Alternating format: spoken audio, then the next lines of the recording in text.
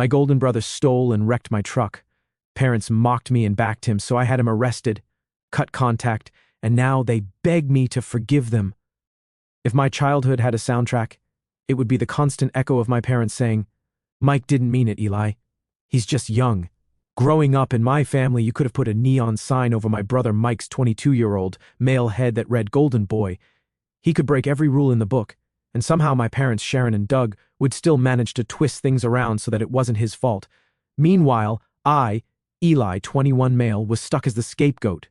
If Mike broke something, it was my fault for not keeping an eye on him. If he failed a class, it was because I didn't help him study. You get the picture.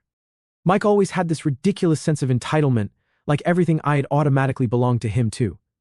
When we were kids, he'd steal my toys and destroy them. I remember one time I saved up for months to buy this fancy RC car I'd been wanting forever. The thing was awesome, super fast, sleek design, and even had working headlights. Mike begged me to let him play with it, and like an idiot, I gave in. He smashed it into a curb within 5 minutes and laughed about it. When I ran to my mom crying, she just said, "Boys will be boys. You can't expect him to be careful at his age. He was 12, old enough to know better." By the time we were teenagers, the theft got worse. Mike would take my clothes, my money, even my bike. He once rode my bike to school and left it out in the rain for 3 days because he forgot where he parked it. I found it rusted and trashed in a ditch. When I blew up at him, my mom just sighed. "You need to share, Eli. You're brothers." Meanwhile, my parents acted like I was some kind of charity case they were being forced to support.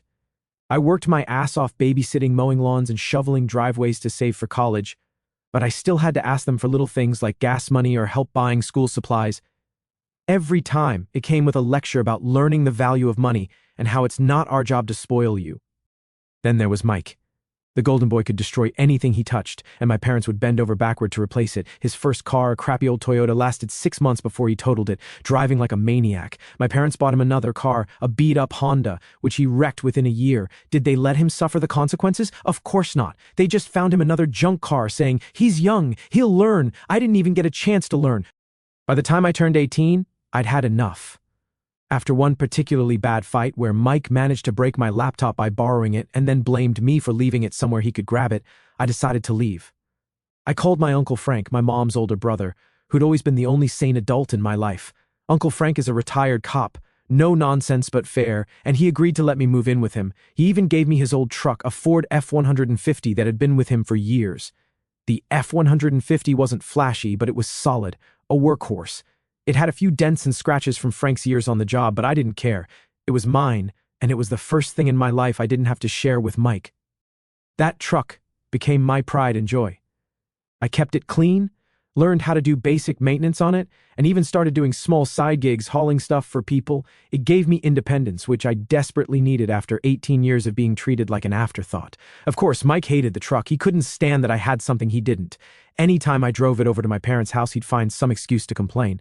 "Why do you get a truck?" He'd whine. "Mom and Dad didn't buy me a truck. That's not fair." I'd remind him again and again that Uncle Frank gave it to me, not our parents, but it didn't matter. In Mike's mind, anything nice I had was something he was entitled to. Things came to a head when Mike wrecked his third car. He was driving like an idiot, as usual, and smashed it into a street pole. He showed up at my parents' house the next day, acting like the world had ended. "What am I supposed to do now?" he complained. "I need a car to get to work." My mom looked at me like I was holding the solution to all of life's problems.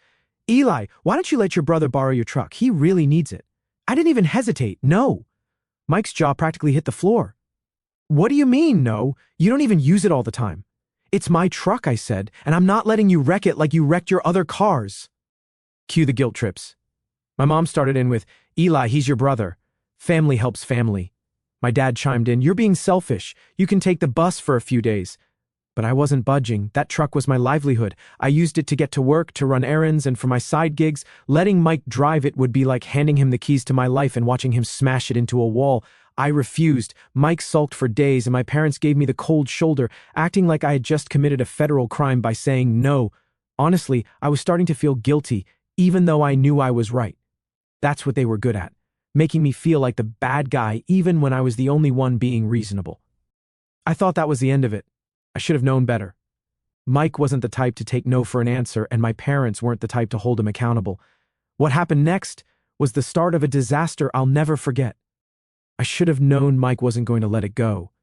The thing about him is that he doesn't hear no the way normal people do. To Mike, no just means try again later or figure out how to get around it.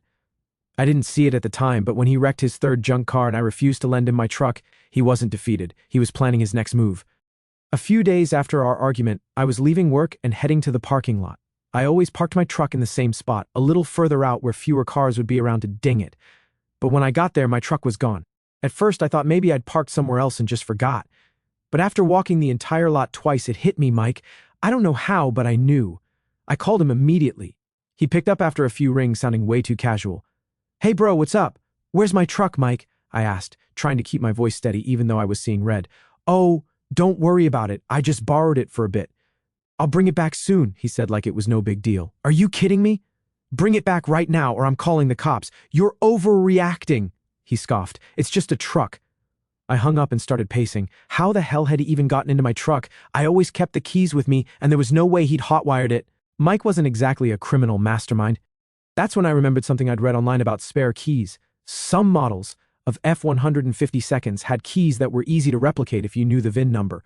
The realization made my blood boil. Mike had actually gone out of his way to buy a key just so he could steal my truck. About 30 minutes later, he pulled into the lot, grinning like this was all some hilarious prank. My truck was filthy, mud splattered all over the sides, fast food wrappers littering the passenger seat, and a faint smell of cigarettes in the air. Mike climbed out like he'd done me a favor. "See, no harm, no foul," he said, tossing me the keys. "I lost it." "What the hell is wrong with you, Mike? You stole my truck. You trashed it. Relax. It's not a big deal," he said, shrugging. "I needed a ride to work. You weren't even using it." "Are you insane?" I snapped. "You don't get to decide when I'm not using my truck. You have no idea how much I rely on it." At this point, a couple of my Kio workers were walking by, and I could tell they were trying not to stare. Great. On top of everything else, Mike was making a scene and embarrassing me in front of people I work with.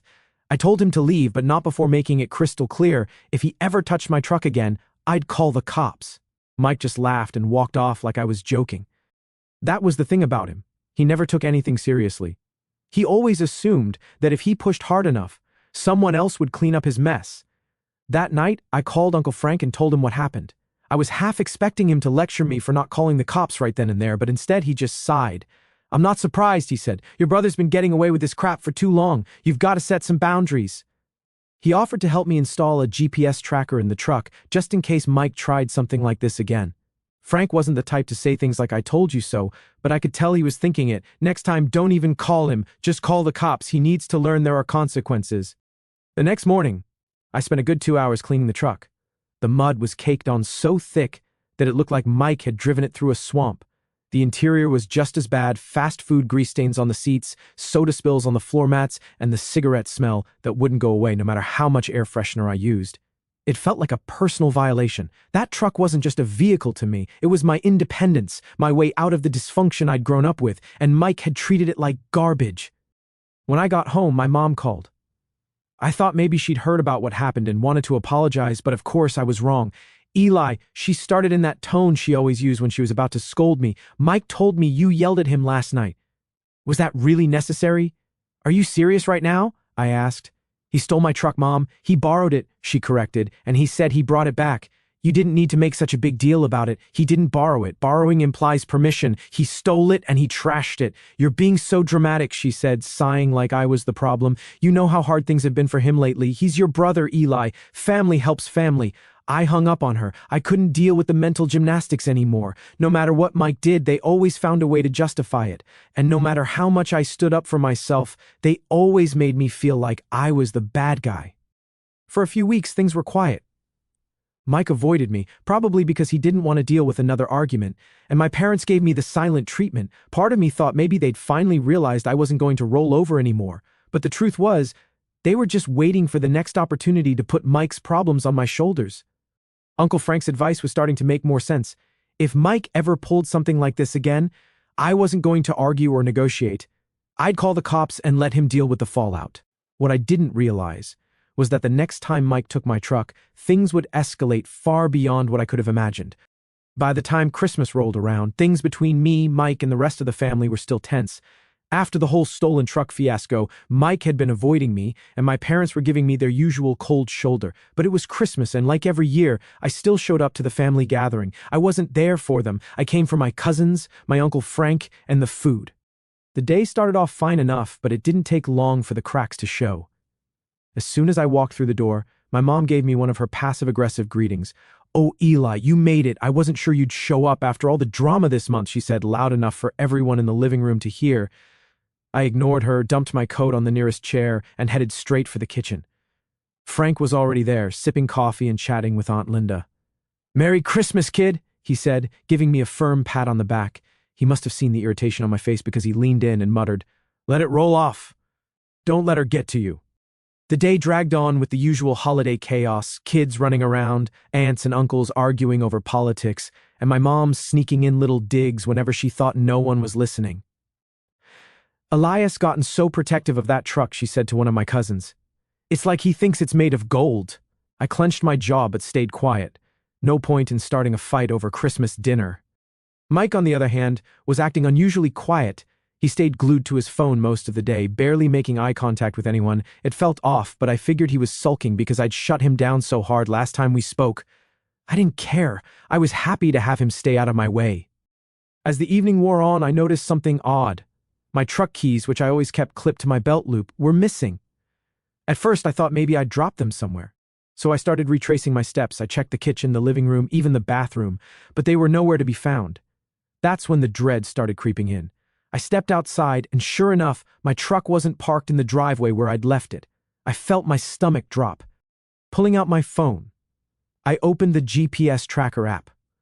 The little dot that represented my truck was already a few miles away, moving fast. I stormed back inside and called Mike. "Where's my truck, Mike?" I demanded. He didn't even try to deny it. "Relax, bro. I'm just picking up a friend. I'll bring it back in like an hour. You stole my truck again." My voice was loud enough to make everyone in the room stop what they were doing. "It's not stealing if we're family," Mike said, shrugging. "Don't be so uptight. It's Christmas." Before I could respond, Frank walked in, immediately sensing the tension. "What's going on?" he asked. "Mike took my truck again," I said, practically shouting. Frank's jaw tightened, but before he could say anything, my mom swooped in. "Oh, come on, Eli. It's Christmas. Can't you just let it go for one day?" "No, I can't let it go," I snapped. "It's not his truck, and he has no right to take it." Frank gave me a nod and pulled me aside. "Check the tracker. Let's see where he's headed." I opened the app, and that's when I noticed something terrifying. The truck's dot had stopped moving, and it was in the middle of a highway exit ramp. I immediately called Mike, but he didn't pick up. The third time I tried, he finally answered.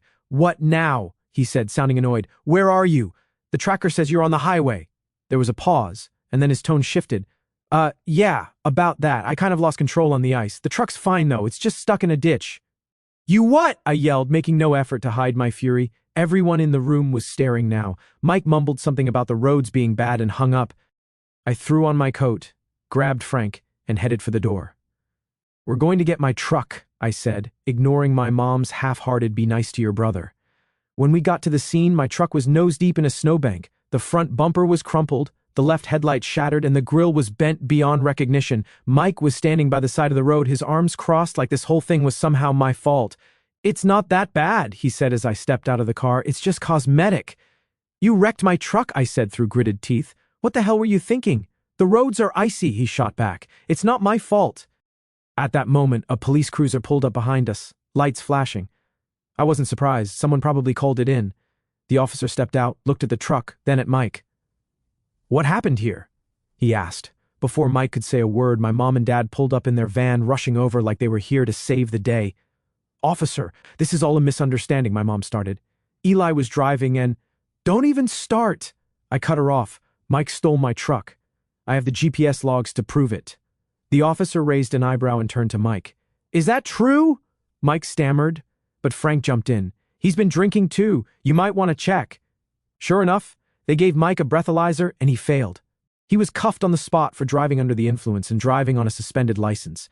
My mom started wailing, begging the officer to be reasonable, but Frank shut her down. "Enough, Sharon. Let him face the consequences for once."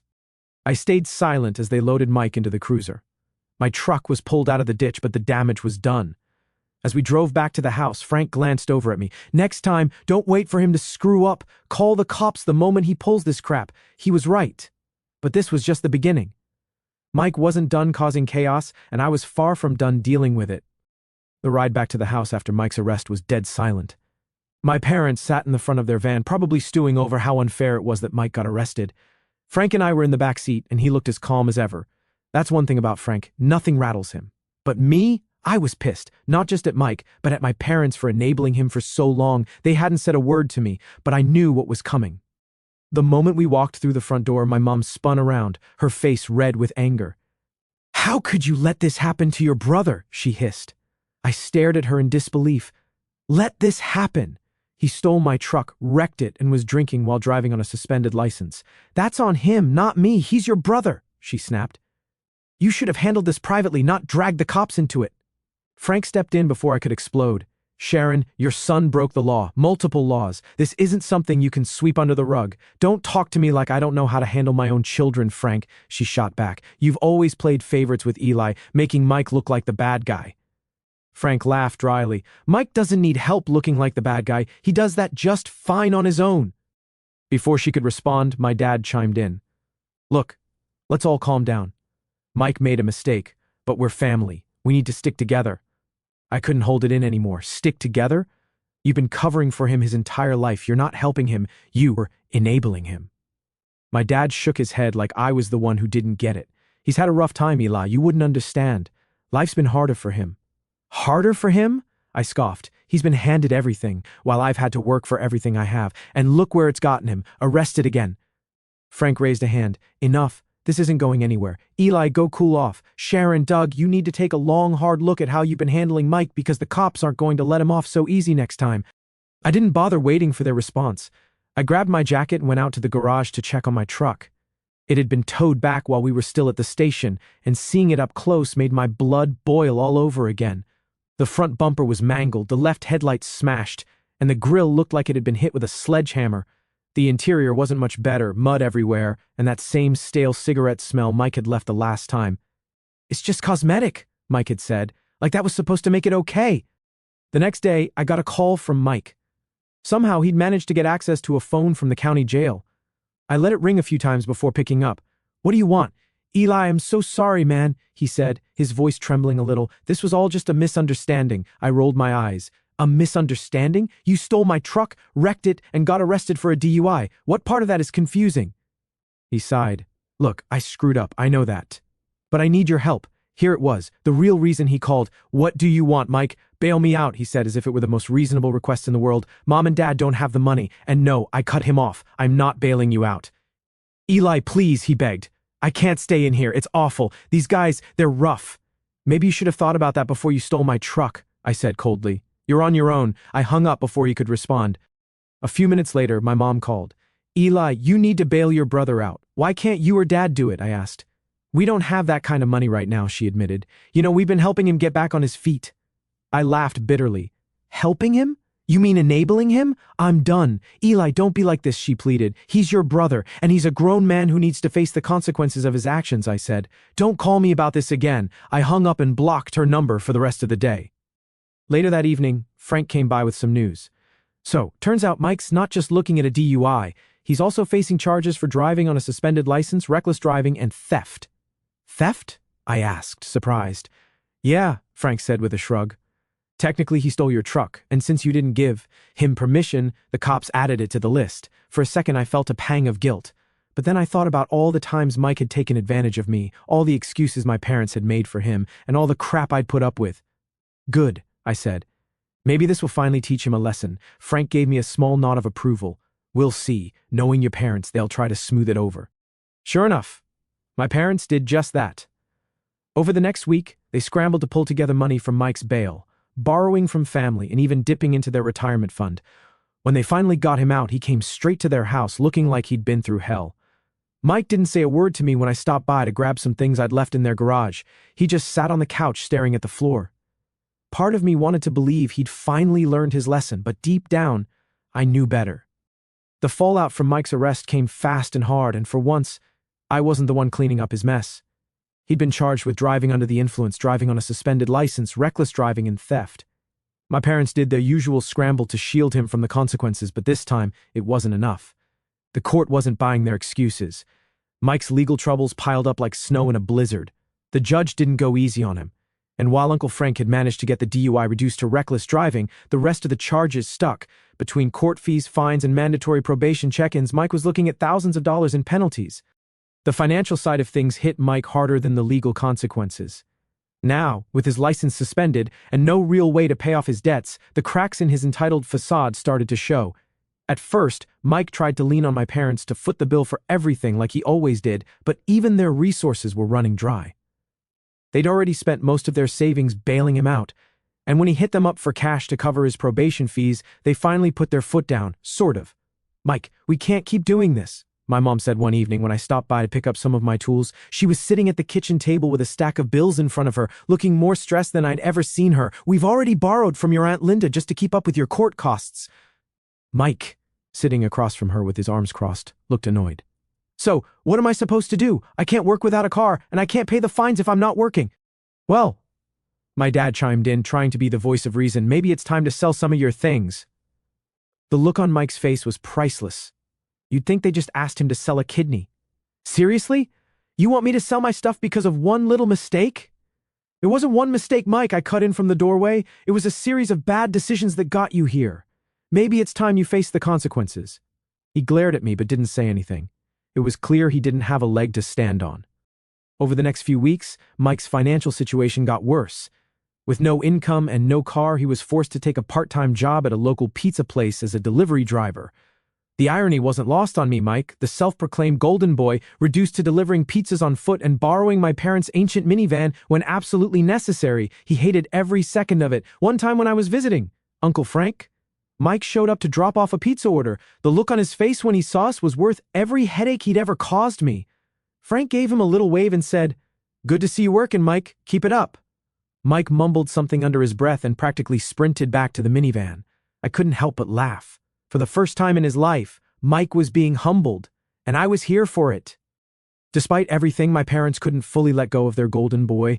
They continued to make excuses for him, even as they struggled to cover their own bills thanks to all the money they'd thrown at his legal troubles. "Your brother's trying his best," my mom said one day when she called me, clearly fishing for sympathy. "You don't understand how hard this has been for him." "Hard for him?" I said incredulously. "It's been hard for you because you keep cleaning up his messes. Maybe if you let him deal with this on his own, he'd finally learn something. You don't know what it's like to have a child in trouble," she shot back. "You'd do the same thing if you were a parent." "No," I said firmly. "I wouldn't, because I'd raise my kid to take responsibility for their actions, something you've never done with Mike." That shut her up, at least for a moment. But I knew it wouldn't last. My parents were too deep in their enabling ways to change now. One evening, Mike showed up at my place unannounced. I opened the door to find him standing there looking sheepish. "Can we talk?" he asked. I crossed my arms. "What do you want, Mike?" "I just wanted to say I'm sorry," he said, his voice unusually quiet, "for everything, taking your truck, wrecking it, getting you caught up in my mess." For a moment, I almost believed him, but then he added, "So, I was wondering if you'd be willing to lend me some money just to get me back on my feet." I laughed bitterly. "Are you serious? After everything you've put me through, you think I'm just going to hand you money?" "It's not like that," he said quickly. "I'd pay you back. Like you paid Mom and Dad back for all the money they've spent on you?" I shot back. "Mike, the answer is no, and don't bother asking again." His expression darkened. "You don't have to be such a jerk about it. Maybe if you'd learned how to take care of yourself years ago, you wouldn't be in this mess," I said. "This is your problem, Mike. Figure it out." He stormed off, muttering under his breath, and I slammed the door behind him. I was done. Done with Mike, done with my parents, and done with being dragged into their chaos. As Mike continued to struggle with his financial and legal troubles, I started to feel something I hadn't felt in years: peace. For once, I wasn't the one cleaning up his mess. I wasn't the one being blamed for his failures. He was finally being forced to face the consequences of his actions, and it felt good. Karma has a funny way of catching up to people, and it looks like Mike's finally getting his share. The fallout from Mike's antics didn't just hit him. It was like the entire family was falling apart, and I was the only one ready to walk away from the mess. My parents were struggling financially after bailing Mike out and covering his court costs, but instead of holding him accountable, they doubled down on their enabling ways. Meanwhile, Mike was still playing the victim, trying to weasel out of every responsibility like usual. It all came to a head one evening when my mom called me asking for another favor. I picked up the phone, already bracing for what was coming. "Eli, we need to talk about Mike." She started in that tone that always signaled she was about to guilt trip me. "What about him?" I said, keeping my voice as neutral as possible. "Well, he's been having a really hard time," she said. "With everything going on. The legal trouble, the job situation. We were hoping you could, I don't know, maybe let him stay with you for a little while just until he gets back on his feet." I couldn't believe what I was hearing. "Are you kidding me?" I asked. "After everything he's done, you want me to take him in?" "It's not like that, Eli," she said, sounding exasperated. "He just needs a little support right now. He's your brother." I let out a bitter laugh. "No, Mom, if you want to keep enabling him, that's on you, but I'm done." After I hung up, I knew I was done. Not just with Mike, but with my parents, too. For years, they treated me like I was less important, like my role in the family was to clean up after Mike and take the blame for his mistakes. I'd spent so much time trying to prove myself to them, but I realized something that night. I didn't owe them anything. The thing about cutting ties with toxic family members is that they don't always take no for an answer. My mom tried calling me a few times after that, leaving voicemails that swung between guilt-tripping and outright denial. "Eli, we need to talk. This isn't like you," one message said. Another one was more dramatic. "I don't know what we did to deserve this, but you're breaking this family apart." Each time I deleted the messages without listening to the rest. I didn't owe them an explanation. I'd already made my decision, and I absolutely don't regret it.